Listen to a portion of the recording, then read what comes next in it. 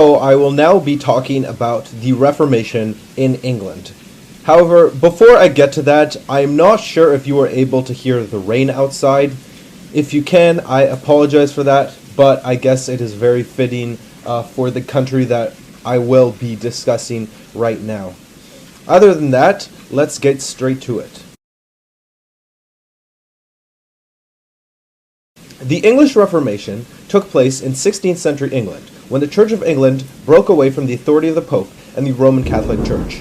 Ideologically, the groundwork for the Reformation was laid by Renaissance humanists, who believed that the Scriptures were the only source of Christian faith, and criticized religious practices which they considered superstitious. By 1520, Martin Luther's new ideas were known and debated in England, but Protestants were a religious minority and heretics under the law. The English Reformation began as more of a political affair than a theological dispute. In 1527, Henry VIII requested an annulment of his marriage, but Pope Clement VII refused.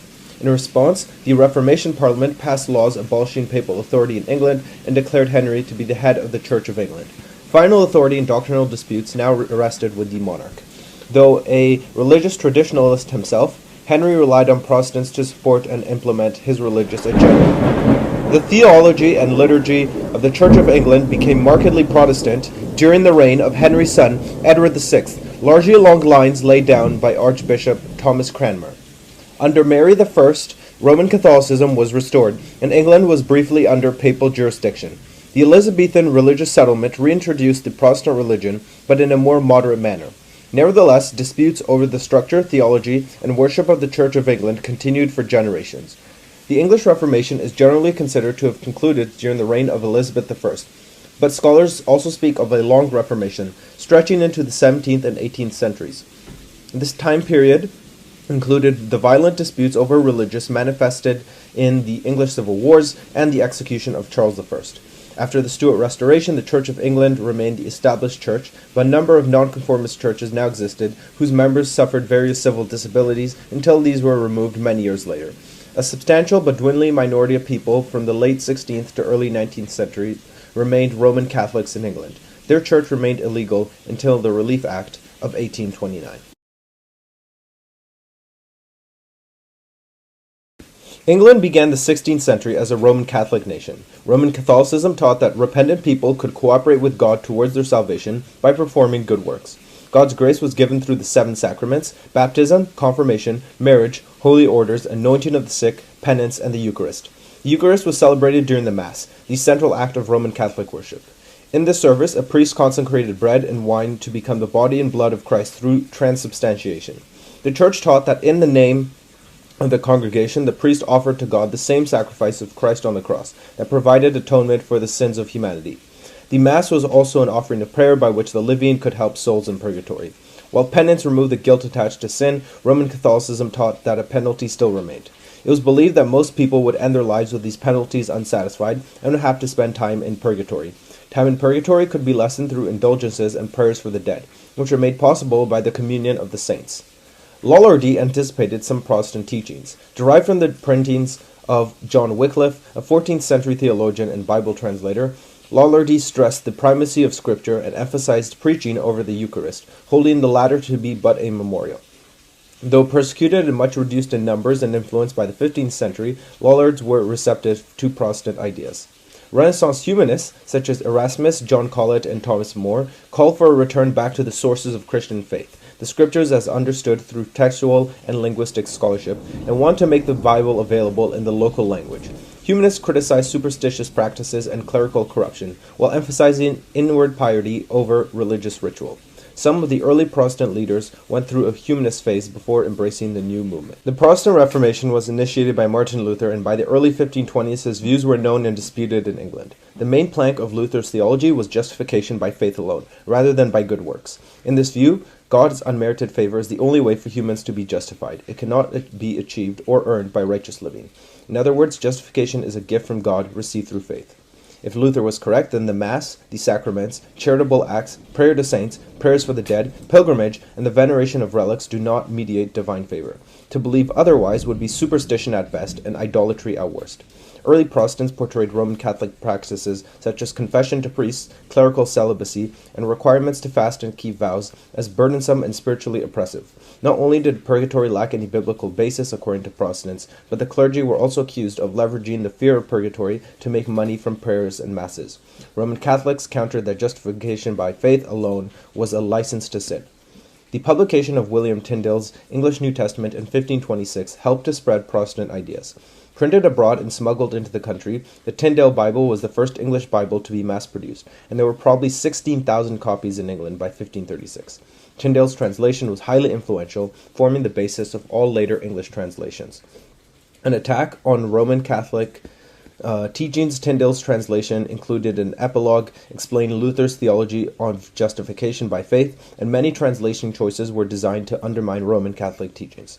Protestant ideas were popular among some parts of the English population, especially among academics and merchants with connections to continental Europe. Nevertheless, English Roman Catholicism was strong and popular in the early 1500s, and those who held Protestant sympathies remained a religious minority until political events intervened. As heretics in the eyes of church and state, early Protestants were persecuted. Henry VIII became King of England in 1509 at the age of 17. He made a dynastic marriage with Catherine of Aragon, widow of his brother Arthur, in June 1509, just before his coronation. Unlike his father, who was secretive and conservative, the young Henry appeared the epitome of chivalry and sociability. An observant Roman Catholic, he heard up to 5 masses a day, and let himself be influenced by his advisers, from whom he was never apart. He was thus susceptible to whoever had his ears. This contributed to a state of hostility between his young contemporaries and the Lord Chancellor, Cardinal Thomas Wolsey. As long as Wolsey had his ear, Henry's Roman Catholicism was secured. In 1521, he had defended the Roman Catholic Church from Martin Luther's accusations of heresy in a book he wrote entitled The Defense of the Seven Sacraments, for which he was awarded the title Defender of the Faith by Pope Leo X. Wolsey's enemies at court included those who had been influenced by Lutheran ideas, among whom the attractive charismatic Anne Boleyn. Anne arrived at court in 1522 as maid of honor to Queen Catherine, having spent some years in France being educated by Queen Claude of France. Anne was a distinguished French conversationalist, singer, and dancer. By 1527, Henry wanted his marriage to Catherine annulled. She had not produced a male heir who survived longer than 2 months, and Henry wanted a son to secure the Tudor dynasty. Before Henry's father ascended the throne, England had been beset by civil warfare over rival claims to the English crown. Henry wanted to avoid a similar uncertainty over the succession. Catherine of Aragon's only surviving child was Princess Mary.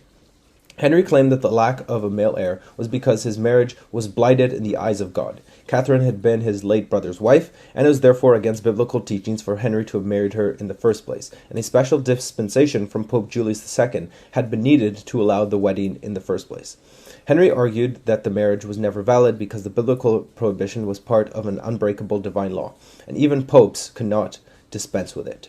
In 1527, Henry asked Pope Clement VII to annul the marriage, but the Pope refused. Clement also feared the wrath of Catherine's nephew, Holy Roman Emperor Charles V, whose troops earlier that year had sacked Rome and briefly taken the Pope prisoner. The combination of Henry's scruple of conscience and his captivation by Anne Boleyn made his desire to rid himself of his queen compelling. Wolsey's subsequent death in November 1530 on his way to London to answer a charge of high treason left Henry open to both the influences of the supporters of the queen and the opposing influences of those who sanctioned the abandonment of the Roman allegiance, for whom an annulment was but an opportunity. In 1529, the king summoned Parliament to deal with the annulment and other grievances against the Church. The Roman Catholic Church was a powerful institution in England with a number of privileges. The king could not tax or sue clergy in civil courts. The Church could also grant fugitive sanctuary, and many areas of the law, such as the family law, were controlled by the Church. For centuries, kings had attempted to reduce the Church's power, and the English Reformation was a continuation of this power struggle. The Reformation Parliament sat from 1529 to 1536 and brought together those who wanted reform, but who disagreed about what form it should take. There were common lawyers who resented the privileges of the clergy to summon laity to their ecclesiastical courts, and there were those who had been influenced by Lutheranism and were hostile to the theology of Rome.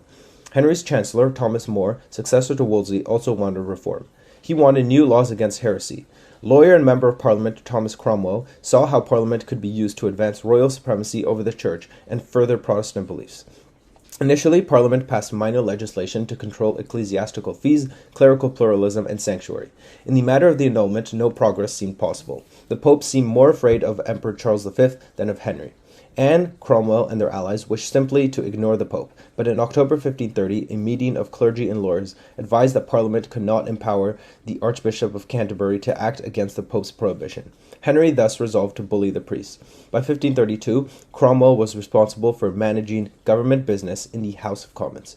He authored and presented to the Commons the Supplication against the Ordinaries, which was a list of grievances against the Church, including abuses of power and the Convocation's independent legislative authority.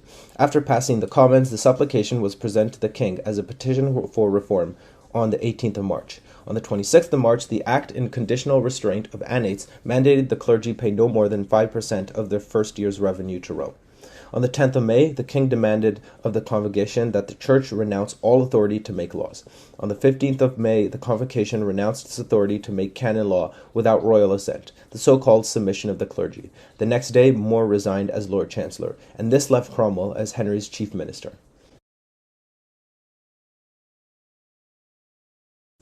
Archbishop Warham died in August 1532. Henry wanted Thomas Cranmer, a Protestant who could be relied on to oppose the papacy, to replace him. The Pope reluctantly approved Cranmer's appointment, and he was consecrated on the 30th of March 1533. By this time, Henry was secretly married to a pregnant Anne. The impending birth of an heir gave new urgency to annulling his marriage to Catherine. Nevertheless, a decision continued to be delayed because Rome was the final authority in all church matters. To address this issue, Parliament passed the Act in Restraint of Appeals, which outlawed appeals to Rome on ecclesiastical matters and declared England an independent country in every respect. Cranmer was now able to grant an annulment of the marriage to Catherine as Henry required, pronouncing on the 23rd of May the judgment that Henry's marriage with Catherine had been against the law of God. The Pope responded by excommunicating Henry on the 11th of July, 1533, and Anne gave birth to a daughter, Princess Elizabeth, on the 7th of September. In 1534, Parliament took further action to limit papal authority in England. A new Heresy Act ensured that no one could be punished for speaking against the Pope, and also made it more difficult to convict someone of heresy. However, Sacramentarians and Anabaptists continued to be vigorously persecuted. The Act of First Fruits and Tenths transferred the taxes on church income from the Pope to the Crown. The acts concerning Peter's pence and dispensations outlawed the annual payment by landowners of Peter's pence to the Pope, and transferred the power to grant dispensations and licenses from the Pope to the Archbishop of Canterbury. The first act of supremacy made Henry supreme head of the Church of England. In case this should be resisted, Parliament passed the Treasons Act 1534, which made it high treason punishable by death to deny royal supremacy. The following year, Thomas More and John Fisher were executed under this legislation. Finally, in 1536, Parliament passed the Act Against the Pope's Authority, which removed the last part of papal authority still legal. This was Rome's power in England to decide disputes concerning the Scripture. The break with Rome gave Henry VIII power to administer the English Church, tax it, appoint its officials, and control its laws. It also gave him control over the Church's doctrine and ritual. While Henry remained a Roman Catholic, his most important supporters in breaking with Rome were the Protestants. Yet not all of his supporters were Protestants. Some of them were Roman Catholics, like Stephen Gardiner, opposed to the new theology, but who felt that papal supremacy was not essential to the Church of England's identity. The king relied on Protestants such as Thomas Cromwell and Thomas Cranmer to carry out his religious program, and embrace the language of the Continental Reformation while maintaining a middle way between religious extremes. What followed was a period of doctrinal confusion as both conservatives and reformers attempted to shape the Church's future direction. The Protestants were aided by Cromwell, who in January 1535 was made vice-regent in spirituals. Effectively the king's vicar-general, Cromwell's authority was greater than that of the bishops. Largely due to Anne Boleyn's influence, a number of Protestants were appointed bishops between 1534 and 1536. During the same period, the most influential Roman Catholic bishop, Stephen Gardiner, was sent to France on a diplomatic commission, and thus removed from an active role in English politics for 3 years. Cromwell's program, assisted by Anne Boleyn's influence over the bishop's appointments, was not merely against the clergy and the power of Rome. He persuaded Henry that safety from political alliances that Rome might attempt to bring together lay in negotiations with the German Lutheran princes of the Schmalkaldic League. There also seemed to be a possibility that Emperor Charles V might act to avenge his rejected aunt and to enforce the Pope's excommunication. The negotiations did not lead to an alliance, but did bring Lutheran ideas to England. In 1536, the Convocation adopted the first doctrinal statement for the Church of England, the 10 Articles. This was followed by the Bishop's Book in 1537. These established a semi-Lutheran doctrine for the Church. Justification by faith, qualified by an emphasis on good works following justification, was a core teaching. The traditional 7 sacraments were reduced to 3: baptism, Eucharist, and penance. Roman Catholic teaching on praying to saints, purgatory, and the use of images in worship was undermined.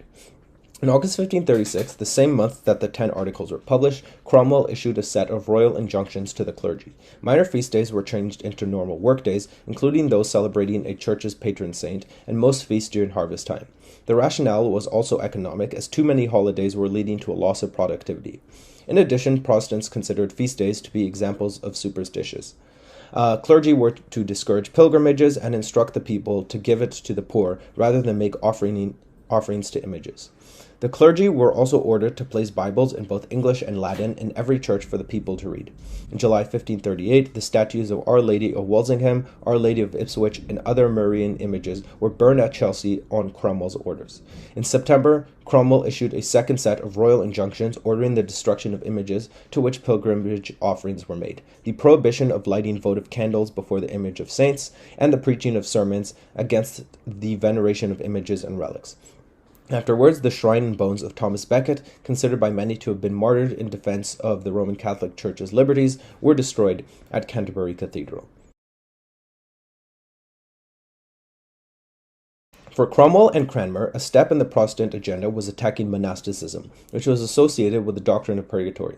One of the primary functions of monasteries was to pray for the souls of their benefactors and for the souls of all Christians. While the king was not opposed to religious houses on theological grounds, there was concern over the loyalty of the monastic orders, which were international in character and resistant to royal supremacy. The Franciscan observant houses were closed in August 1534, after that order refused to repudiate papal authority. Between 1535 and 1537, 18 Carthusians were killed for doing the same. The crown was also experiencing financial difficulties, and the wealth of the church, in contrast to its political weakness, made confiscation of church property both tempting and easy. Seizure of monastic wealth was not unprecedented. It had happened before in 1295, 1337, and 1369. The church owned between 1/5 and 1/3 of all the land in England. Cromwell realized that he could bind the gentry and the nobility to royal supremacy by selling to them the huge amount of church lands, and that any reversion to pre-royal supremacy would result in upsetting many of the powerful people in the country. In 1534, Cromwell initiated a visitation of the monasteries, ostensibly to examine their character, but in fact to value their assets with a view to expropriation. The visiting commissioners claimed to have uncovered sexual immorality and financial impropriety amongst the monks and nuns, which became the justification for their suppression. There are also reports of the possession and display of false relics. Leading reformers, led by Anne Boleyn, wanted to convert monasteries into places of study and good letters, and to the continual relief of the poor, but this was not done. In 1536, the Dissolution of the Lesser Monasteries Act closed smaller houses valued at less than £200 a year. Henry used the revenue to help build coastal defenses against expected invasion, and all the land was given to the crown or sold to the aristocracy. 34 houses were saved by paying for exemptions. Monks and nuns affected by closures were transferred to larger houses, and monks had the option of becoming secular clergy. The royal supremacy and the abolition of papal authority had not caused widespread unrest, but the attacks on monasteries and the abolition of saints' days and pilgrimages did provoke violence. Mobs attacked those sent to break up monastic buildings. Suppression commissioners were attacked by local people in several places. In northern England, there were a series of uprisings against the dissolutions in late 1536 and early 1537. The Lincolnshire Rising occurred in October 1536 and culminated in a force of 40,000 rebels assembling at Lincoln. They demanded an end to taxation during peacetime, the repeal of the Statute of Uses, an end to the suppression of monasteries, and that heresy be purged and heretics be punished. Henry refused to negotiate, and the revolt collapsed as the nervous gentry convinced the common people to disperse. However, the Pilgrimage of Grace was much more serious. The revolt began in October at Yorkshire and spread to the other northern counties. About 50,000 strong, the rebels under Robert Aske's leadership restored 16 of the 26 northern monasteries that had been dissolved. Due to the size of the rebellion, the king was persuaded to negotiate. In December, the Duke of Norfolk offered the rebels a pardon and a parliament to consider their grievances. Aske then sent the rebels home. The promises made to them, however, were ignored by the king, and Norfolk was instructed to put the rebellion down. 47 of the Lincolnshire rebels were executed, and 132 from the Pilgrimage of Grace. The failure of the Pilgrimage of Grace only sped up the process of dissolution, and may have convinced Henry VIII that all religious houses needed to be closed. In 1540, the last monasteries were dissolved, wiping out an important element of Roman Catholicism. Former monks were given modest pensions from the Court of Augmentations, and those that could still work sought it as parish priests. Former nuns received smaller pensions, and as they were still bound by vows of chastity, they were forbidden to marry. Henry personally devised a plan to form at least 13 new dioceses, so that most counties had one based on a former monastery, although this scheme was only partially carried out. In September 1538, Stephen Gardiner returned to England, and official religious policy began to drift in a more conservative direction. This was due in part to the eagerness of establishment Protestants to disassociate themselves from religious radicals. In September, 2 Lutheran princes, the Elector of Saxony and the Landgrave of Hesse, sent warnings of Anabaptist activity in England. A commission was swiftly created to seek out the Anabaptists. Henry personally presided at the trial of John Lambert in November 1538 for denying the real presence of Christ in the Eucharist. At the same time, he shared in the drafting of a proclamation ordering Anabaptists and Sacramentarians to get out of the country or face death. Discussion of the real presence was forbidden, and priests who married were to be dismissed. It was becoming clear then that the king's view on religion differed from those of Cromwell and Cranmer. Henry made his Roman Catholic preferences known during the Easter Triduum of 1539, where he crept to the cross on Good Friday. Later that year, Parliament passed the 6 Articles, reaffirming Roman Catholic beliefs and practices such as transubstantiation, clerical celibacy, confession to a priest, votive masses, and withholding communion wine from the laity. On the 28th of June 1540, Cromwell, Henry's longtime advisor and loyal servant, was executed. Many other arrests under the act followed. On the 30th of July, the reformers Barnes, William Jerome, and Thomas Gerard were burned at the stake. In a display of religious impartiality, however, Thomas Abel, Richard Featherstone, and Edward Powell, all of whom were Roman Catholics, were hanged and quartered, while the Protestants burned. Despite setbacks, Protestants managed to win some victories. In May 1541, the king ordered copies of the Great Bible to be placed in all churches, and failure to comply would result in a £2 fine. Protestants could celebrate the growing access to vernacular scripture, as most churches had Bibles by 1545. The iconoclastic policies of 1538 were continued in the autumn, when the archbishops of Canterbury and York were ordered to destroy all remaining shrines in England. Roman Catholics nevertheless seemed to have the upper hand. By the spring of 1543, Protestant innovations had been reversed, and only the break with Rome and the dissolution of the monasteries remained unchanged. In May 1543, a new formulary was published to replace the bishop's book. This king's book rejected justification by faith alone and defended traditional ceremonies and the use of images. This was followed days later by passage of the Act for the Advancement of True Religion, which restricted Bible reading to men and women of noble birth. By the spring of 1544, the Roman Catholics appeared to be losing influence once again. In March, Parliament made it more difficult to prosecute people for violating the 6 Articles. Cranmer's Exhortation and Litany, the first official English service, was published in June 1544, and the King's Primer became the only authorized English prayer book in May 1545. Both texts had a Protestant emphasis. After the death of the Roman Catholic Edward Lee in September 1544, the Protestant Robert Holgate replaced him as Archbishop of York. In 1546, the Roman Catholics were once again in the ascendant. A series of controversial sermons preached by the Protestant Edward Crome set off a persecution of Protestants that the Roman Catholics used to effectively target their rivals. It was during this time that Anne Askew was tortured in the Tower of London and burnt at the stake. Even Henry's last wife, Catherine Parr, was suspected of heresy, but saved herself by appealing to the king's mercy. With the Protestants on the defensive, Roman Catholics pressed their advantage by banning Protestant books. The conservative persecution of Queen Catherine, however, backfired. By November 1546, there were already signs that religious policy was once again tilting towards Protestantism. The king's will provided for a regency council to rule after his death, which would have been dominated by Roman Catholics such as the Duke of Norfolk, Lord Chancellor Wriothesley, Bishop Gardiner, and Bishop Tunstall. After a dispute with the king, Bishop Gardiner, the leading Roman Catholic churchman, was disgraced and removed as a councillor. Later, the Duke of Norfolk, the most powerful Roman Catholic nobleman, was arrested. By the time Henry died in 1547, the Protestant Edward Seymour, brother of Jane Seymour, Henry's third wife, managed by a number of alliances such as with Lord Lisle to gain control over the Privy Council. Henry died in 1547. His 9-year-old son, Edward VI, inherited the throne. Because Edward was given a Protestant humanist education, Protestants held high expectations and hoped he would be like Josiah, the king of Judah who destroyed the altars and images of Baal. During the 7 years of Edward's reign, the Protestant establishment would gradually implement religious changes that were to destroy one church and build another. Initially, however, Edward was of little account politically. Real power was in the hands of the Regency Council, which elected Edward Seymour, 1st Duke of Somerset, to be Lord Protector. The Protestant Somerset pursued reform hesitantly at first, partly because his powers were still being challenged.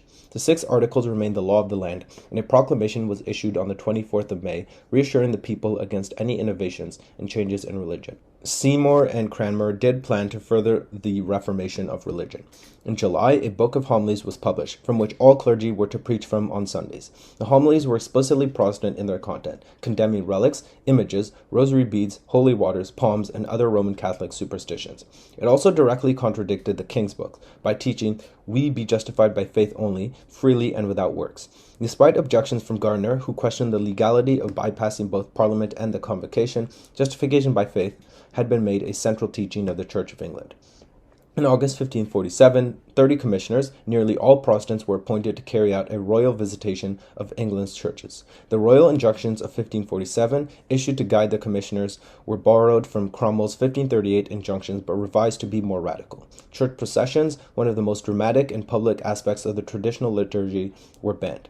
The injunctions also attacked the use of sacramentals, such as holy water. It was emphasized that they imparted neither blessing nor healing, but were only reminders of Christ. Lighting votive candles before saints' images had been forbidden in 1538, and the 1547 injunctions went further by outlawing those placed on the rood loft. Reciting the rosary was also condemned. The injunctions set off a wave of iconoclasm in the autumn of 1547. While the injunctions only condemned images that were abused as objects of worship or devotion, the definition of abuse was broadened to justify the destruction of all images and relics. Stained glass, shrines, statues, and roods were defaced or destroyed. Church walls were whitewashed and covered with biblical texts condemning idolatry. When a new parliament met in November 1947, it began to dismantle the laws passed during Henry VIII's reign to protect Roman Catholicism.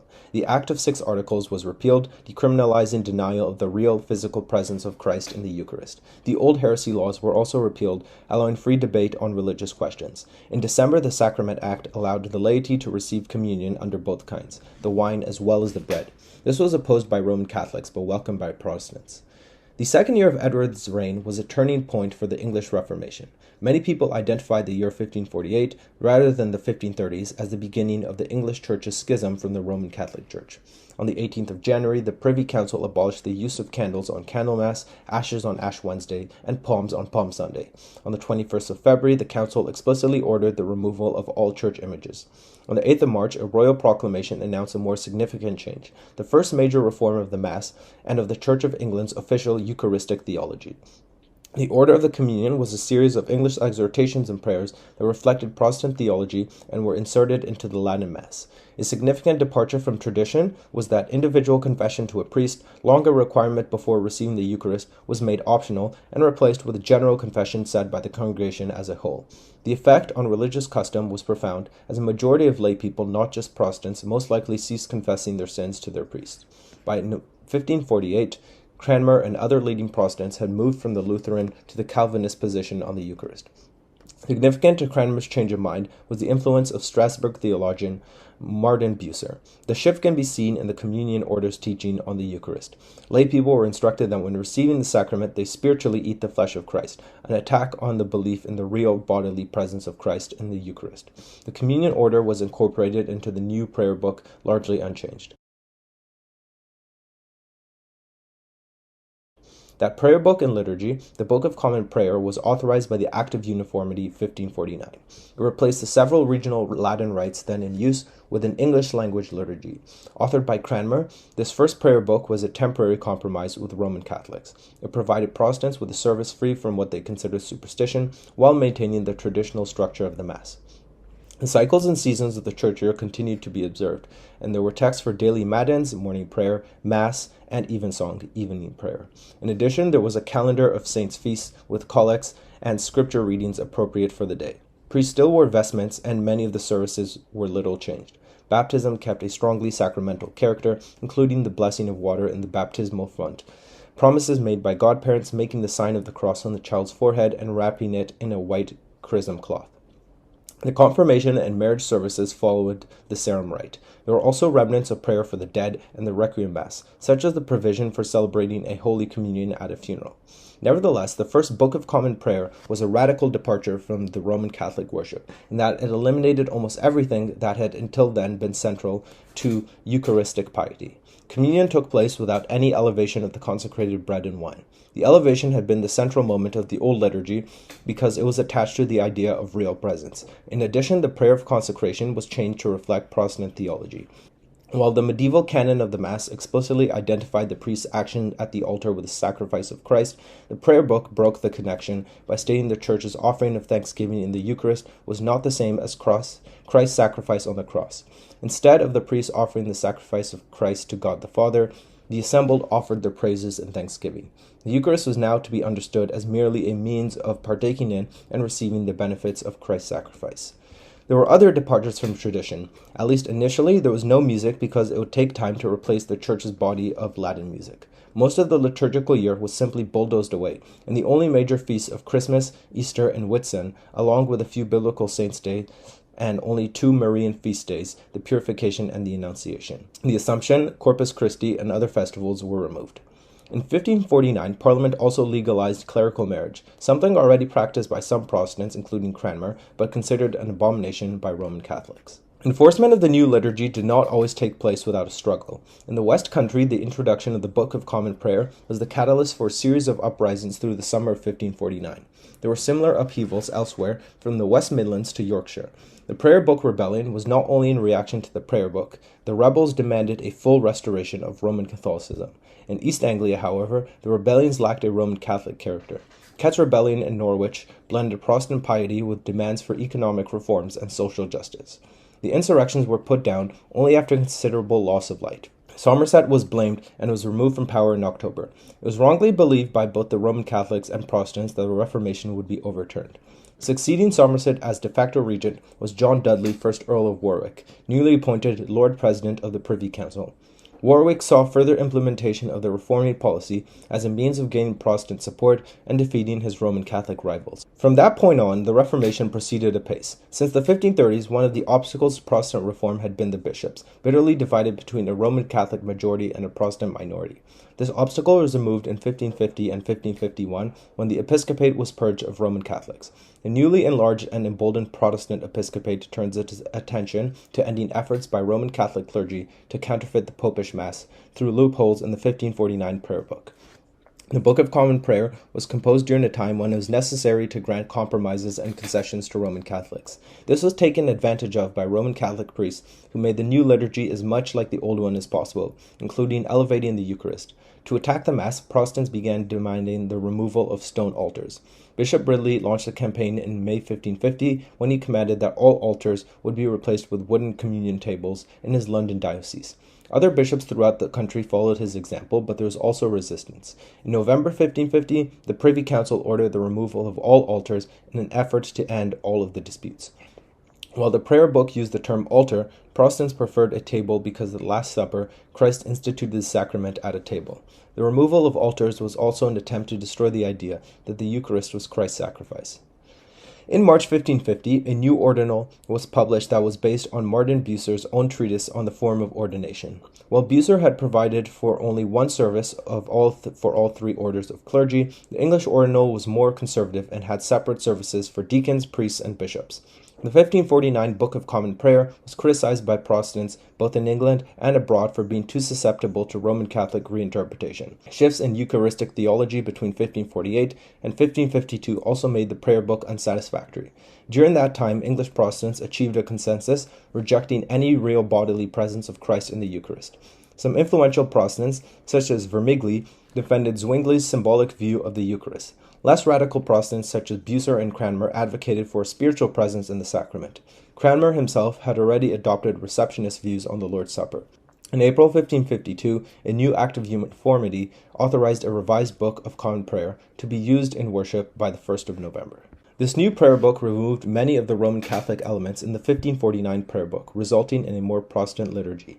The communion service was designed to remove any hint of consecration or change in the bread and wine. Instead of unleavened wafers, ordinary bread was to be used. The prayer of invocation was removed, and the minister no longer said the body of Christ when delivering communion. Rather, he said, "Take and eat this in remembrance that Christ died for thee, and feed on him in thy heart by faith, with thanksgiving."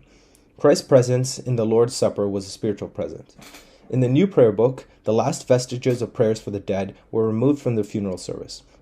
Unlike the 1549 version, the 1552 prayer book removed many traditional sacramentals and observances that reflected belief in the blessing and exorcism of people and objects. In the baptism service, infants no longer received minor exorcism and the white chrism robe. Anointing was no longer included in the services for baptism, ordination, and visitation of the sick. These ceremonies were altered to emphasize the importance of faith rather than trusting in rituals or objects. Clerical vestments were simplified, and ministers were only allowed to wear the surplice and bishops had to wear a rochet. The confiscations caused tensions between Protestant church leaders and Warwick, who was now Duke of Northumberland. Cranmer, Ridley, and other Protestant leaders did not fully trust Northumberland. Northumberland, in turn, sought to undermine these bishops by promoting their critics, such as Jan Lasky and John Knox. Cranmer's plan for a revision of the English canon law, the Reformatio Iegum Ecclesiasticarum, failed in Parliament due to Northumberland's opposition. Despite such tensions, a new doctrinal statement to replace the King's Book was issued on royal authority in May 1553. The 42 articles reflected the Reformed theology and practice taking shape during Edward's reign. It affirmed predestination and that the king was the supreme head of the Church of England under Christ. King Edward became seriously ill in February and died in July 1553. Before his death, Edward was concerned that Mary, his devoutly Roman Catholic sister, would overturn his religious reforms. A new plan of succession was created in which both of Edward's sisters, Mary and Elizabeth, were bypassed on account of illegitimacy in favor of the Protestant Jane Grey, and the granddaughter of Edward's aunt Mary Tudor and daughter-in-law of the Duke of Northumberland.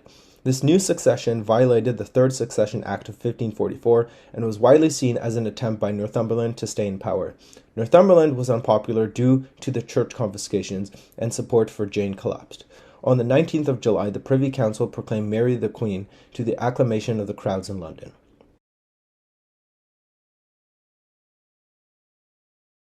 Now, both Protestants and Roman Catholics understood that the accession of Mary I to the throne meant a restoration of Roman Catholicism. Before any official sanction, Latin Masses began reappearing throughout England, despite the 1552 Book of Common Prayer remaining the only legal liturgy. Mary began her reign cautiously by emphasizing the need for tolerance in matters of religion and proclaiming that, for the time being, she would not compel religious conformity. This was in part Mary's attempt to avoid provoking Protestant opposition before she could consolidate her power. While Protestants were not a majority, their numbers had grown throughout Edward's reign. Following Mary's accession, the Duke of Norfolk, along with the Roman Catholic bishops Bonner, Gardiner, Tunstall, Day, and Heath, were released from prison and returned to their former diocese. By September 1553, Hooper and Cranmer were imprisoned. Northumberland himself was executed, but not before his conversion to Roman Catholicism. The break with Rome and the religious reforms of Henry VIII and Edward VI were achieved through parliamentary legislation and therefore could only be reversed through Parliament. When Parliament met in October, Bishop Gardiner, now Lord Chancellor, initially proposed the repeal of all religious legislation since 1529. The House of Commons refused to pass this bill, and after heated debate, Parliament repealed all of Edward's religious laws, including clerical marriage and the prayer book, in the first statute of repeal. By the 20th of December, the Mass was reinstated by law. There were disappointments for Mary. Parliament refused to penalize non-attendance at Mass and would not restore confiscated church property, and left open the question of papal supremacy. If Mary was to secure England for Roman Catholicism, she needed an heir, and her Protestant half-sister Elizabeth had to be prevented from inheriting the crown.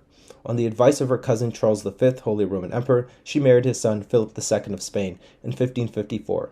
There was opposition and even a rebellion in Kent, even though it was provided that Philip would never inherit the kingdom if there was no heir, receive no estates, and had no coronation. By the end of 1554, Henry VIII's religious settlement had been reinstituted, but England was still not reunited with Rome. Before reunion could occur, church property disputes had to be settled, which in practice meant letting the nobility and the gentry who had bought confiscated church lands keep them. Cardinal Reginald Pole, the Queen's cousin, arrived in November 1554 as papal legate to end England's schism with the Roman Catholic Church. On the 20th of November, Pole addressed Parliament to ask it to end the schism. In response, Parliament submitted a petition to the Queen the next day, asking that this realm and dominions might again be united to the Church of Rome by the means of the Lord Cardinal Pole. On the 30th of November, Pole spoke to both houses of Parliament, absolving the members of Parliament with the whole realm and dominions thereof from all heresy and schism. Afterwards, bishops absolved diocesan clergy, and they in turn absolved parishioners. On the 26th of December, the Privy Council introduced legislation repealing the religious legislation of Henry VIII's reign and implementing the reunion with Rome. This bill was passed as the Second Statute of Repeal. Cardinal Pole would eventually replace Cranmer as Archbishop of Canterbury in 1556, jurisdictional issues between England and Rome having prevented Cranmer's removal. Mary could have had Cranmer tried and executed for treason. After all, he had supported the claims of Lady Jane Grey, but she resolved to have him tried for heresy. His recantations of his Protestantism would have been a major coup. Unhappily for her, he unexpectedly withdrew his recantations at the last minute, as he was to be burned at the stake, thus ruining her government's propaganda victory. As papal legate, Pole possessed authority over both his province of Canterbury and the province of York, which allowed him to oversee the Counter-Reformation throughout all of England. He reinstalled images, vestments, and plates in church. Around 2,000 married clergy were separated from their wives, but the majority of these were allowed to continue their work as priests. Pole was aided by some of the leading Catholic intellectuals, such as Spanish members of the Dominican order. In 1556, Pole ordered clergy to read one chapter of Bishop Bonner's A Profitable and Necessary Doctrine to their parishioners every Sunday. Modeled on the King's Book of 1543, Bonner's work was a survey of basic Roman Catholic teachings organized around the Apostles' Creed, 10 Commandments, 7 Deadly Sins, Sacraments, the Lord's Prayer, and the Hail Mary. Bonner also produced a child's catechism and a collection of homilies. From December 1555 to February 1556, Cardinal Pole presided over a national legatine synod that provided a set of decrees entitled Reformatio Angliae, or the Reformation of England. The actions taken by the synod anticipated many of the reforms enacted throughout the Roman Catholic Church after the Council of Trent. Pole believed that ignorance and lack of discipline among the clergy had led to England's religious turmoil, and the synod's reform were designed to remedy both problems. Clerical absenteeism, pluralism, and simony were condemned. Preaching was placed at the center of the pastoral office, and all clergy were to provide sermons to the people. The most important part of the plan was the order to establish a seminary in each diocese, which would replace the disorderly manner in which priests had been trained before. The Council of Trent would later impose the seminary system upon the rest of the Roman Catholic Church. It was also the first to introduce the altar tabernacle, used to reserve Eucharistic bread for devotion and adoration.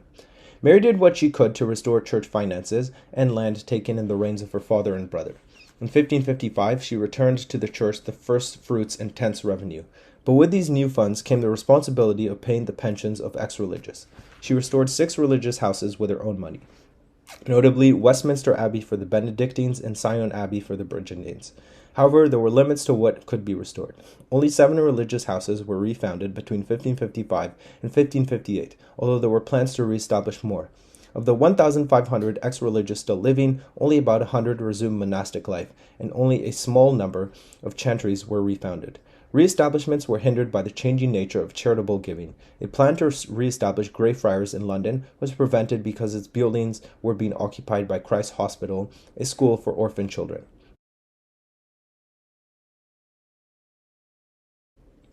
Now, Protestants who refused to conform remained an obstacle to Roman Catholic plans. Around 800 Protestants fled England to find safety in Protestant areas of Germany and Switzerland, establishing networks of independent congregations. Safe from persecution, these Marian exiles carried on a propaganda campaign against Roman Catholicism and the Queen's Spanish marriage, sometimes calling for rebellion. Those who remained in England were forced to practice their faith in secret and meet in underground congregations. In 1555, the initial reconciling tone of the regime began to harden with a revival of the medieval heresy laws, which authorized capital punishment as a penalty for heresy. The persecution of heretics was uncoordinated. Protestants brought attention to themselves usually due to some act of dissent, such as denouncing the Mass or refusing to receive the sacrament. Individuals accused of heresy were examined by a church official, and if heresy was found, given the choice between death and signing a recantation. In some cases, Protestants were burned at the stake after renouncing their recantation. Around 284 Protestants were martyred at the stake for heresy. Several leading reformers were executed, including Thomas Cranmer, Hugh Latimer, Nicholas Ridley, John Rogers, John Hooper, Robert Farrer, Rowland Taylor, and John Bradford. Lesser-known figures were also among the victims, including around 51 women. The Marian persecution was unprecedented in the English experience and failed to intimidate all Protestants, whose bravery at the stake inspired others. After her death, the Queen became known as Bloody Mary, due to the influence of John Foxe, one of the Marian exiles. Published in 1563, Foxe's Book of Martyrs provided accounts of the executions. In 1571, the Convocation at Canterbury ordered that Foxe's book should be placed in every cathedral in the land. Mary's efforts at restoring Roman Catholicism were also frustrated by the Church itself. Pope Paul IV declared war on Philip and recalled Paul to Rome to have him tried as a heretic. Mary refused to let him go. The support she might have expected from a grateful pope was thus denied. From 1557, the pope refused to confirm English bishops, leading to vacancies and hurting the Marian religious program. Despite these obstacles, the 5-year restoration was successful. There was support for Roman Catholicism among the people, and Protestants remained a minority. Consequently, Protestants secretly ministering to underground congregations, such as Thomas Bentham, were planning for a long haul, a ministry of survival. Mary's death in November 1558, childless and without having made provision from a Roman Catholic to succeed her, meant that her Protestant sister Elizabeth would be the next queen. Elizabeth I inherited a kingdom in which a majority of people, especially the political elite, were Roman Catholics, and England's main ally was Catholic Spain. For these reasons, the proclamation announcing her accession forbade any breach, alteration, or change of any order or usage presently established within this our realm. However, this was only temporary. The new queen was Protestant, though a conservative one. She also filled her new government with Protestants. The Queen's principal secretary was Sir William Cecil, a moderate Protestant. The Privy Council was filled with former Edwardian politicians, and only Protestants preached at court. In 1558, Parliament passed the Act of Supremacy, which re-established the Church of England's independence from Rome and conferred on Elizabeth the title of Supreme Governor of the Church of England. The Act of Uniformity of 1559 authorized the 1559 Book of Common Prayer, which is a revived version of the 1552 Prayer Book from Edward's reign. The modifications were made to appeal to Roman Catholics and Lutherans, including giving individuals greater latitude concerning belief in the real presence and authorizing the use of traditional priestly vestments. In 1571, the 39 Articles were adopted as a confessional statement for the Church, and a book of homilies was issued outlining the Church's Reformed theology in greater detail. The Elizabethan Settlement established a church that was Protestant in doctrine, but that preserved certain characteristics of medieval Roman Catholicism, such as cathedrals, church choirs, a formal liturgy contained in the prayer book, traditional vestments, and episcopal polity. Conflicts over the Elizabethan Settlement stem from this tension between Roman Catholic structure and Protestant theology, so during the reigns of Elizabeth and James I, several factions developed within the Church of England. Church papists were Roman Catholics who outwardly conformed to the established church while maintaining their Roman Catholic faith in secret. Roman Catholic authorities disapproved of such outward conformity. Recusants were Roman Catholics who refused to attend Church of England services as required by law. This was punishable by fines of £20 a month. By 1574, Roman Catholic recusants had organized an underground Roman Catholic church, distinct from the Church of England. However, it had two major weaknesses: membership lost as church papists conformed fully to the Church of England, and a shortage of priests.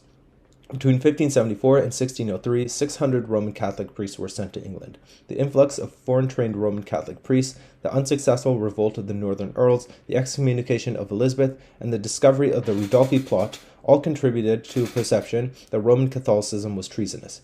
Execution of Roman Catholic priests became more common. In 1585, it became treason for a Roman Catholic priest to enter the country, as well as for anyone to aid or shelter him. As the older generation of recusant priests died out, Roman Catholicism collapsed among the lower classes in the north, west, and in Wales. Without priests, these social classes drifted into the Church of England, and Roman Catholicism was forgotten. By Elizabeth's death in 1603, Roman Catholicism had become the faith of a small sect, largely confined to gentry households. Gradually, England was transformed into a Protestant country as the prayer book shaped Elizabethan religious life. By the 1580s, conformist Protestants were becoming a majority. Calvinism appealed to many conformists, and Calvinist clergy held the best bishoprics and deaneries during Elizabeth's reign. Other Calvinists were unsatisfied with elements of the Elizabethan Settlement and wanted further reforms to make the Church of England more like the continental Reformed churches. These nonconformist Calvinists became known as Puritans. Some Puritans refused to bow at the name of Jesus, to make the sign of the cross in baptism, use wedding rings, or organ music in church. They especially resented the requirement that clergy wear the white surplice and clerical cap. Puritan clergymen preferred to wear black academic attire. Many Puritans believed the Church of England should follow the example of Reformed churches in other parts of Europe and adopt Presbyterian polity, under which government by bishops would be replaced with government by elders. However, all attempts to enact further reforms through Parliament were blocked by the Queen. Traditionally, historians have dated the end of the English Reformation to Elizabeth's religious settlement. There are scholars who advocate for a long Reformation that continued into the 17th and 18th centuries.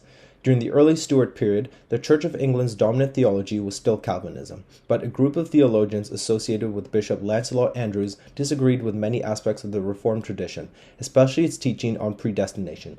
They looked at the Church Fathers rather than the Reformers and preferred using the more traditional 1549 prayer book.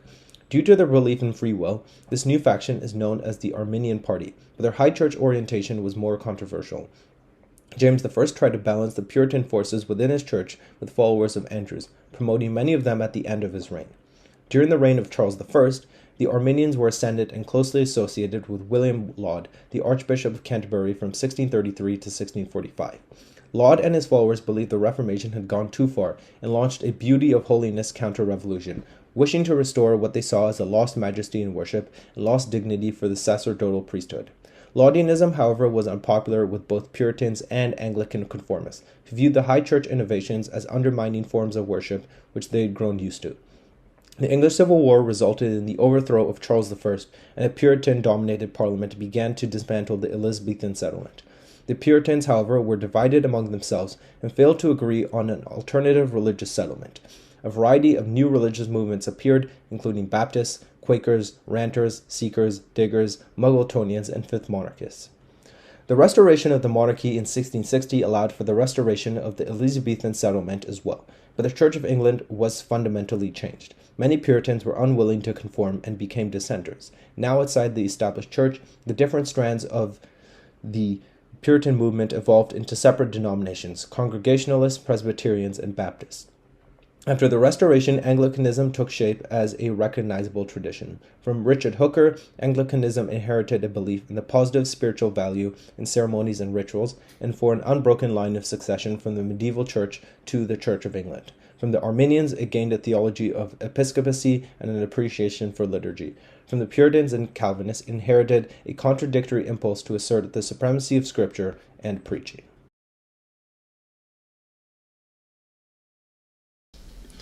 The Scottish Reformation was the process by which Scotland broke with the papacy and developed a predominantly Calvinist national kirk or church, which was strongly Presbyterian in its outlook. It was a part of the wider European Protestant Reformation.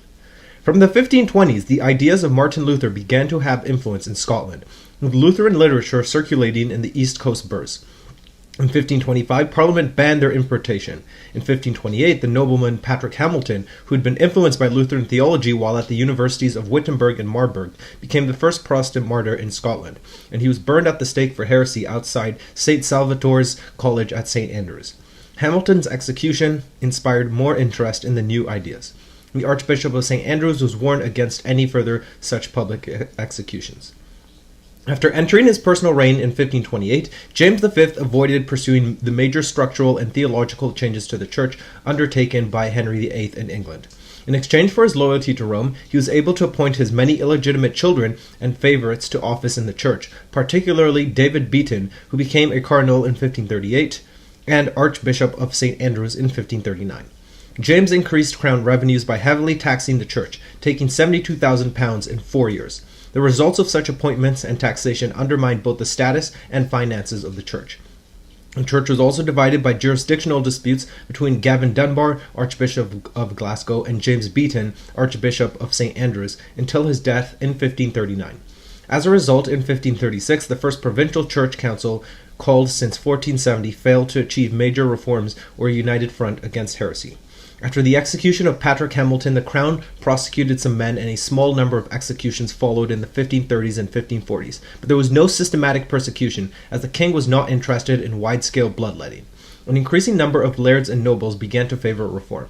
In 1541, Parliament passed legislation to protect the honor of the Mass, prayer to the Virgin Mary, images of the saints, and the authority of the Pope. James V died in 1542, leaving the infant Mary Queen of Scots as his heir, with the prospect of a long minority. At the beginning of Mary's reign, the Scottish political nation was divided between a pro-French faction, led by Cardinal Beaton and by the Queen's mother, Mary of Guise, and a pro-English faction headed by Mary's prospective heir, James Hamilton, Earl of Arran. Initially, Arran became regent, backed by the small evangelical party at court, who favored religious reform. The Parliamentary Act of 1543 removed the prohibition against reading the Bible in the vernacular. A planned marriage between Mary and Edward, the son of Henry VIII of England, which had been agreed under the Treaty of Greenwich in 1543, led to a backlash in Scotland and a coup led by Cardinal Beaton. He repudiated the Protestant policies and all consideration of an English marriage for the Queen, which angered the English. They invaded in order to enforce the match, an action later known as the Rough Wooing, which devastated southeast Scotland. In 1546, George Wishart, a preacher who had come under the influence of Swiss reformer Huldrych Zwingli, was arrested and burnt at the stake in St. Andrews on the orders of Cardinal Beaton. Wishart's supporters, who included a number of Fife lairds, assassinated Beaton soon after and seized St. Andrews Castle, which they held for a year while under siege, before they were defeated with the help of French forces. The survivors, including chaplain John Knox, were condemned to be galley slaves, helping to create resentment of the French and martyrs for the Protestant cause. In 1547, the English, under Edward Seymour, 1st Duke of Somerset, renewed their invasion and defeated the Scots at Pinkie, occupied southeast Scotland with forts at Lauder, Haddington, and an outpost at Dundee. The occupation between 1547 to 1549 encouraged the Protestant cause. The English supplied books and distributed Bibles and Protestant literature in the lowlands. Several earls pledged themselves to cause the word of God to be taught and preached. To counter the English, the Scots secured French help, the price of which was the betrothal of the infant queen to the French Dauphin, the future Francis II, and she left to go to France in 1548, where she was to be raised and educated. French ascendancy was made absolute over the next decade. In 1554, Arran was given the title Duc du Châtellerault and removed from the regency in favor of Mary of Guise. During her regency from 1554 to 1560, the Queen's mother ensured the predominance of France in Scottish affairs. She put Frenchmen in charge of the treasury and the Great Seal, and the French ambassador Henri Clotin sometimes attended the Privy Council. At first, Mary of Guise cultivated a policy of limited toleration of Protestants, hoping to gain their support for her pro-French policies and against England, which from 1553 was under the rule of the Roman Catholic Mary Tudor, who married the future Philip II of Spain in 1554. Hopes for reform of the existing church helped keep the political nation unified, but the marriage of Mary Queen of Scots to the Dauphin in 1558 heightened fears that Scotland would become a French province, and Protestants were given hope by the accession in England of the Protestant Queen Elizabeth in 1558, which created a frontier in Great Britain.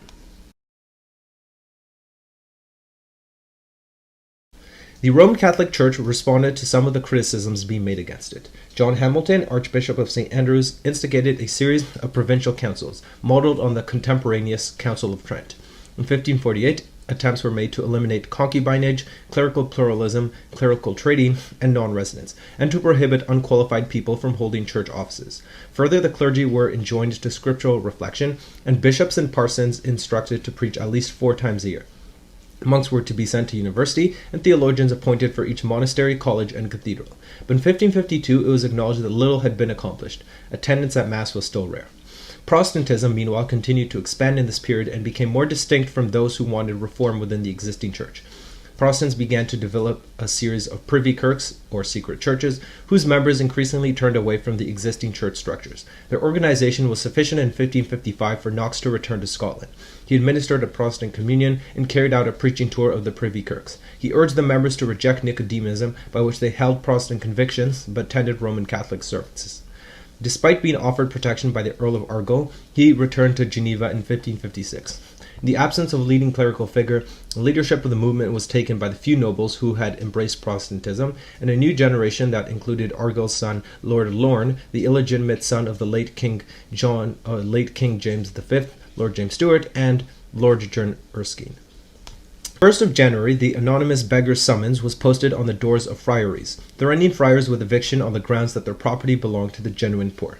This was calculated to appeal to the passions of the populace of towns who appeared to have particular complaints against friars. Knox returned to Scotland and preached at the Church of St. John the Baptist at Perth on the 11th of May on Christ cleansing the temple. The congregation responded by stripping the shrines, images, and altars of the church, and then sacked the local friaries and a Carthusian house. The regent responded by sending troops to restore order, and Glencairn led a force to defend the town's new Protestant status. A royal delegation, including Argyll and James Stuart, persuaded the burgh to open its gates, but the heavy-handed treatment by the regent's forces led to a breakdown in negotiations. Argyll and Stuart changed sides, and the lords of the congregation now began raising their followers for an armed conflict. A series of local reformations followed, with Protestant minorities gaining control of various regions and burghs, often with the support of local lairds and using intimidation, while avoiding the creation of Roman Catholic martyrs, to carry out a cleansing of friaries and churches, followed by the appointment of Protestant preachers.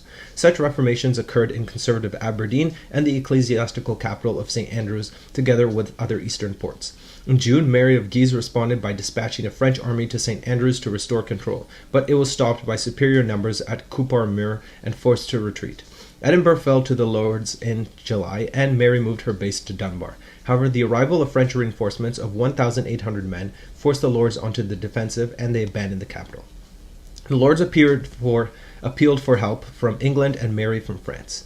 English agents managed the safe return of the Earl of Arran, the eldest son and heir of Châtellerault, allowing him to accept the leadership of the Lords. In October, the regent was declared suspended and replaced by a great council of the realm. However, Mary of Guise's forces continued to advance, once again threatening St. Andrews. The situation was transformed by the arrival of the English fleet in the Firth of Forth in January 1560, and the French retreated to the stronghold of Leith near Edinburgh. The English and the Lords agreed to further support by the Treaty of Berwick in February 1560, and an English army crossed the border to lay siege to the French in Leith. Mary of Guise fell ill and died in June. With no sign of reinforcements, the French opened negotiations. Under the Treaty of Edinburgh, both the English and French removed their troops from Scotland, leaving the Protestant lords in control of the country. The lords accepted Mary Queen of Scots and her husband, now Francis II of France, as monarchs, and were given permission to hold a parliament, although it was not to touch the issue of religion.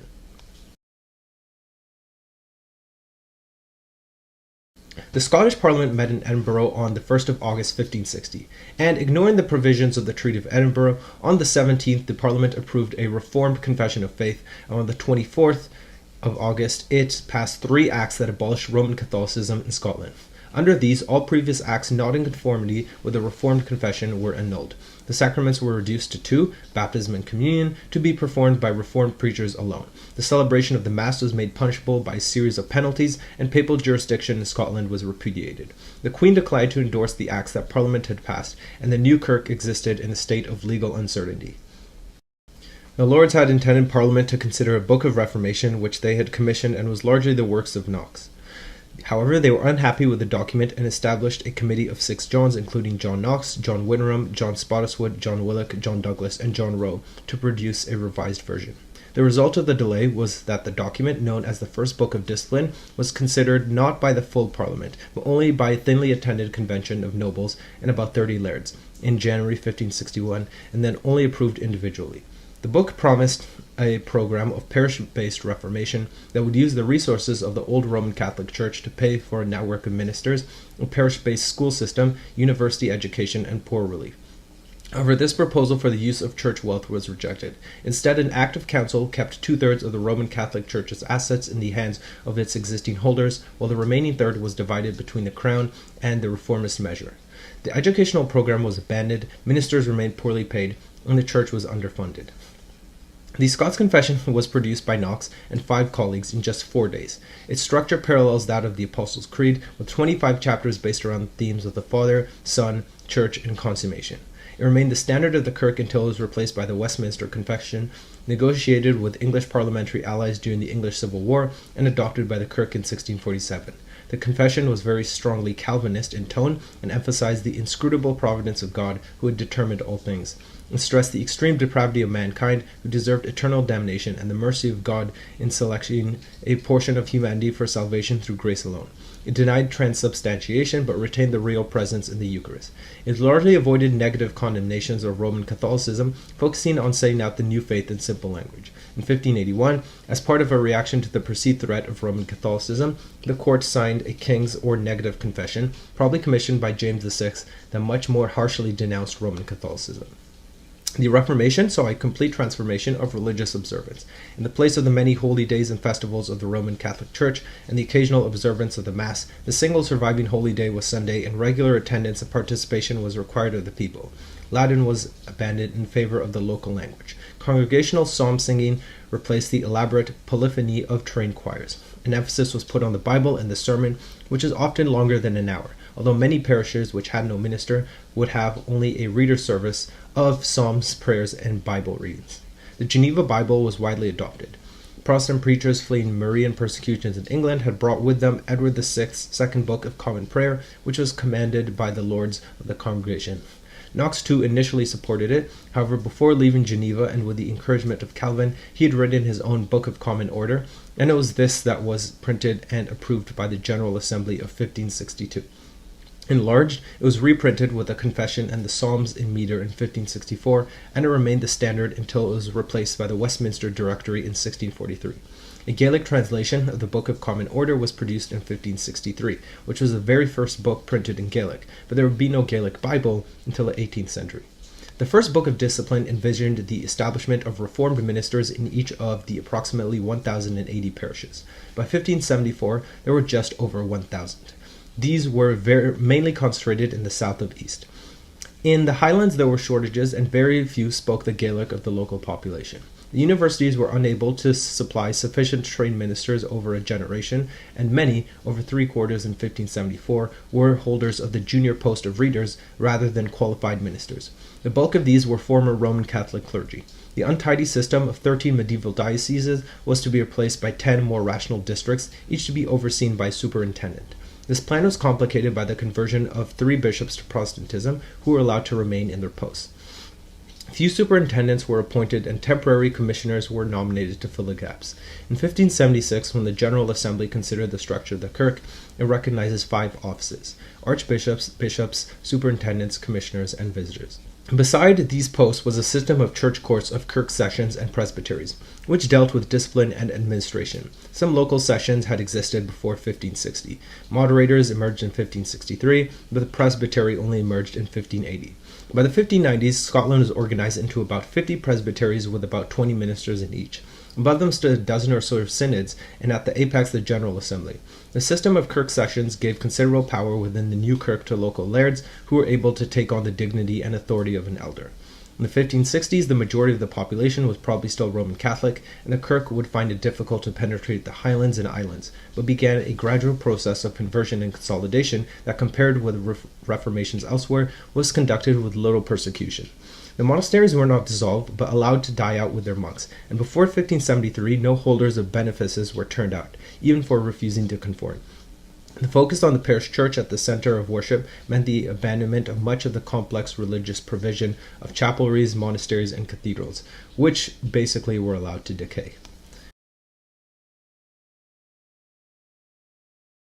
When her husband, Francis II, died in 1560, Mary, now 19, chose to return to Scotland to take up the government. She gained an agreement that she would be the only person to legally partake in Roman Catholic services and did not attempt to reimpose Roman Catholicism on her subjects, which angered a lot of the chief Roman Catholic nobles. Her 6-year personal reign was marred by a series of crises, largely caused by the intrigues and rivalries of the leading nobles. The murder of her secretary, David Riccio, was followed by that of her unpopular second husband, Lord Darnley, father of her infant son, and her abduction by and marriage to the Earl of Bothwell, was implicated in Darnley's murder. Opposition to Bothwell led to the formation of a coalition of nobles who styled themselves as the Confederate Lords. Mary and Bothwell confronted the Lords at Carberry Hill on the 15th of June 1567, but their forces melted away. He fled, and she was imprisoned in Loch Leven Castle. 10 days after the confrontation at Carberry Hill, the General Assembly met in Edinburgh with the aim of rooting out superstition and idolatry. The Reformation Settlement of 1567 was much more firmly Calvinist than that of 1560. The Assembly set out a program of reform that included the ratification of the legislation of 1560, better provision of the ministry, new resources and manpower for the parishes, a purge of the teachers in the universities and schools, and a closer relationship with Parliament. Parliament was called in December, which allowed the acts passed by the Reformation Parliament to be ratified. The subsequent religious settlement would be worked out over the 1570s against a background of civil war and unstable regencies. In July 1567, Mary was forced to abdicate in favor of her 13-month-old son, James VI. James was to be brought up as a Protestant, and the government was to be run by a series of regents beginning with Moray until James began to assert his independence in 1581. Mary eventually escaped and attempted to regain the throne by force. After her defeat at the Battle of Langside in May 1568 by forces loyal to the King's party led by Moray, she took refuge in England, leaving her son in their hands. In Scotland, the King's party fought a civil war on behalf of the Regency against Mary's supporters. This ended after English intervention with the surrender of Edinburgh Castle in May 1573. In 1578, a second Book of Discipline was adopted, which is much more clearly Presbyterian in outlook. In England, Mary became a focal point for Roman Catholic conspirators and was eventually executed for treason in 1587 on the orders of her relative Elizabeth I. James was Calvinist in doctrine, but strongly supported episcopacy and resisted the independence or even right to interfere in government of the Kirk. He used his powers to call the General Assembly where he wished, limiting the ability of more radical clergy to attend. He paid for moderate clergy to be present, negotiated with members, and manipulated its business in order to limit the independence of the Kirk. By 1600, he had appointed 3 parliamentary bishops. By the end of his reign, there were 11 bishops, and diocesan episcopacy had been restored, although there was still strong support for Presbyterianism within the Kirk. Now, although officially illegal, Roman Catholicism survived in parts of Scotland. The hierarchy of the Church played a relatively small role, and the initiative was left to lay leaders. Where nobles or local lairds offered protection, it continued to thrive. In these areas, Roman Catholic sacraments and practices were maintained with relative openness. Members of the nobility were probably reluctant to pursue each other over matters of religion because of strong personal and social ties. An English report in 1600 suggested that a third of the nobles and gentry were still Roman Catholic in inclination. In most of Scotland, Roman Catholicism became an underground faith in private households, connected by ties of kinship. This reliance on the household meant that women often became important as the upholders and transmitters of the faith. Because the Reformation took over the existing structures and assets of the Church, any attempted recovery by the Roman Catholic hierarchy was very hard. After the collapse of Mary's cause in the civil wars in the 1570s, and any hope of a national restoration of Roman Catholicism, the hierarchy began to treat Scotland as a mission area. The leading order of the Counter-Reformation, the newly founded Jesuits, initially was not very interested in Scotland. Their effectiveness was limited by rivalries between different orders at Rome. The initiative was taken by a small group of Scots connected with the Crichton family, who had supplied the bishops of Dunkeld. They joined the Jesuit order and returned to attempt conversions. Their focus was mainly on the court, which led them to be involved in a series of complex political plots and entanglements.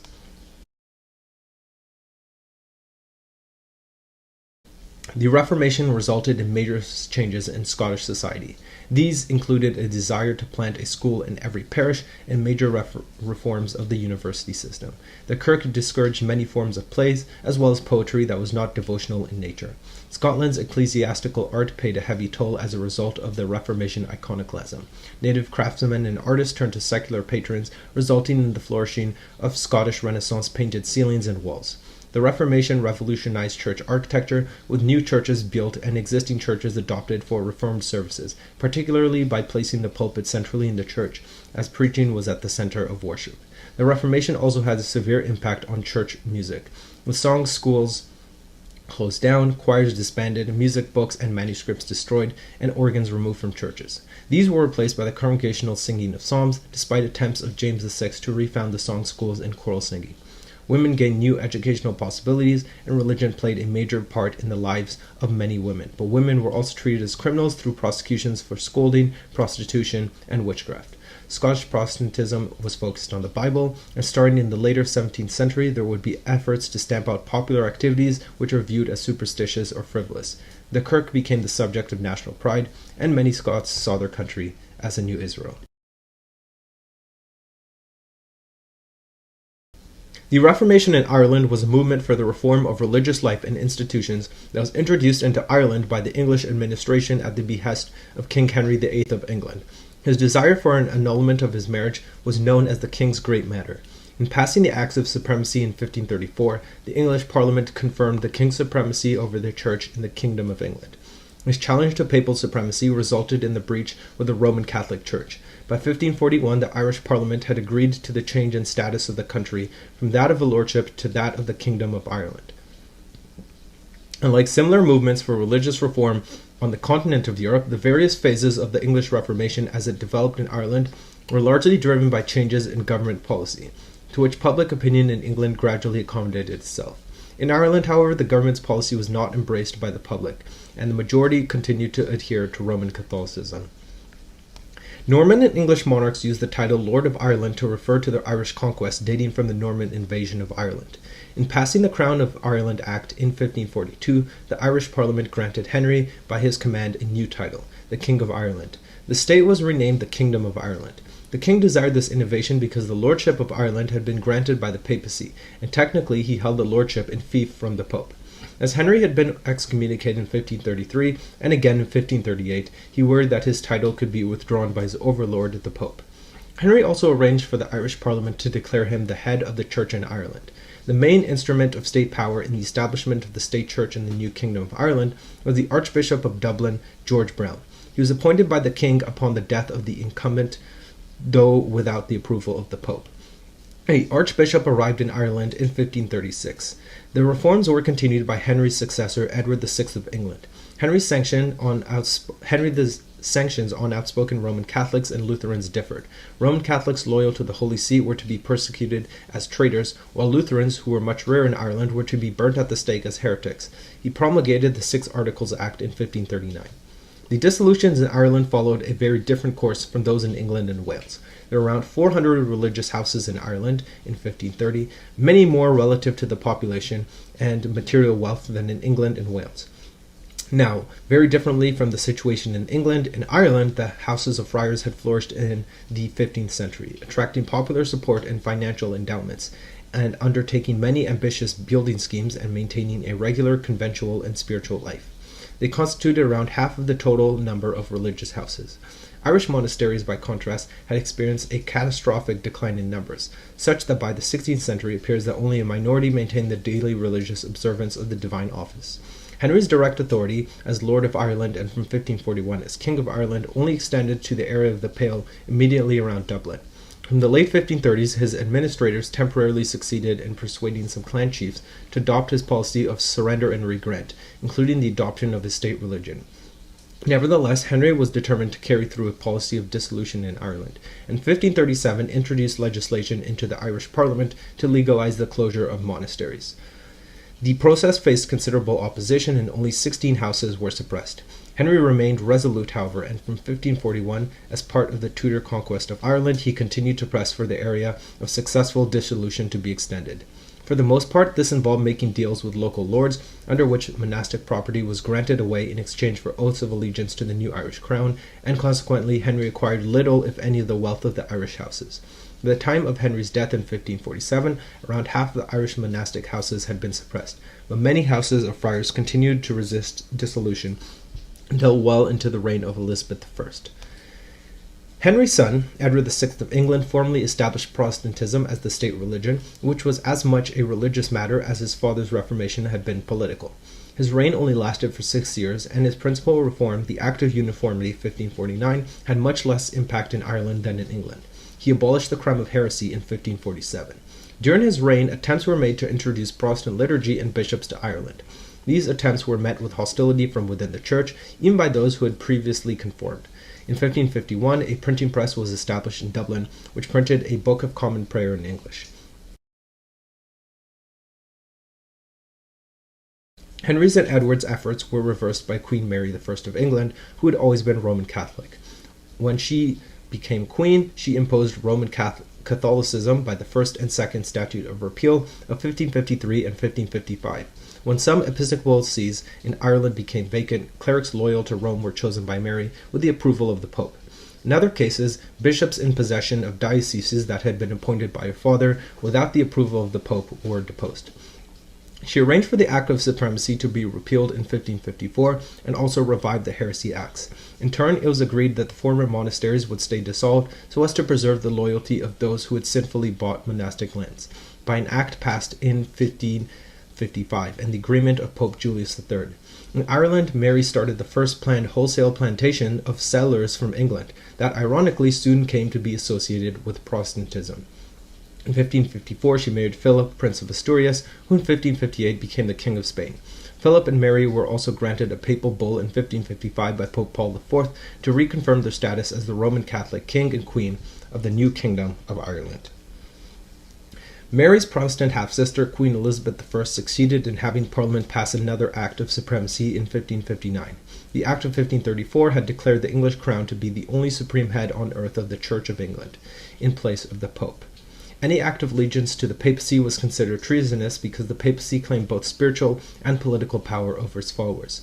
Additionally, the Irish Act of Uniformity, passed in 1560, made worship in churches adhering to the Church of Ireland compulsory. Anyone who took office in the Irish Church or government was required to take the oath of supremacy. Penalties for violating it included hanging and quartering. Attendance at Church of Ireland services became obligatory. Those who refused to attend, whether Roman Catholics or Protestant nonconformists, could be fined and physically punished as recusants by the civil powers. Initially, Elizabeth tolerated non-Anglican observance, but after the promulgation in 1570 of the papal bull Regnans in Excelsis, Roman Catholics were increasingly seen as a threat to the security of the state. Nevertheless, the enforcement of conformity in Ireland was sporadic and limited for much of the 16th century. The issue of religious and political rivalry continued during the two Desmond Rebellions and the 9 Years' War, both of which overlapped with the Anglo-Spanish War, during which some rebellious Irish nobles were helped by the papacy and by Elizabeth's archenemy Philip II of Spain. Due to the unsettled state of the country, Protestantism made little progress, unlike in Celtic Scotland and Wales at the time. It came to be associated with military conquest, and it was therefore hated by many. The political or religious overlap was personified by Adam Loftus, who served as Archbishop and as Lord Chancellor of Ireland. The bulk of Protestants in Ireland during Elizabeth's reign were confined to the ranks of New Sellers and government officials, who formed a small minority. Amongst the native Gaelic Irish and Old English, recusancy predominated, and was tolerated by Elizabeth for fear of alienating the Old English further. To them, the official state religion had already changed several times since 1533, and might as well change again, as Elizabeth's heir until 1587 was the Roman Catholic Mary, Queen of Scots. Elizabeth established Trinity College Dublin in 1592, partly in order to train clergy to preach their Reformed faith. In 1571, a Gaelic printing typeface was created and brought to Ireland by dignitaries of St. Patrick's Cathedral, Dublin, to print documents in the Irish language for the purposes of evangelization. The liturgy that was intended to be printed was to be used for the preaching in Irish in specifically appointed churches in the main town of every diocese. The first translation of the New Testament into Irish was done in 1603, and a translation of the Gospels was sponsored by Richard Boyle.